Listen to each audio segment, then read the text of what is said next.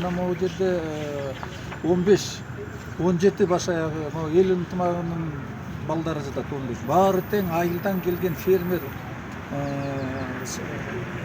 животноводы.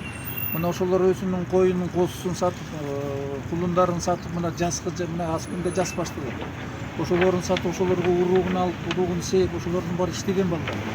Эми ушул кантип ушул балдар 15 бала айылда жүргөн балдар келип ушул ак үйдү басып алсын. Баары эле айылда жүргөн карапайым простой балдар. Эми булар өздөрү эле түшүнсө болчу. Бул эми илгерки жанагы бозу эмес да 15 атчан келип басып алгандай ак үйдү. Булардын ата-энеси бар, баарынын 5тен 6дан балдары бар айылда. Баары тең элеп отурат. Ал ким багат эми алардын баары соттоп берсин. Анын тагдыры эмне болот балдарына? Ошол картаң ата-энелери бар. Оокатын албай атат. Мына азыр адвокатка акчалары жок, бүт туугандарынан чогултуп, тийин тыпырын чогултуп, адвокат нанимать этип атышат. Мына биз айылда бүт окуп кышта ошол жерде жүрөбүз, ак үйдүн алдында. Жакшылап карап бериңиз, туура түшүнүп бериңиз.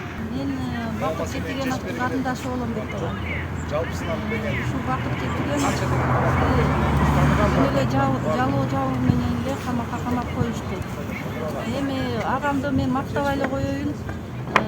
Эл билет, эл айтып атат. Ушу сот өкүлү, депутаттардан суранам, ушу акыйкаттуу чечим чечип беришсин деп.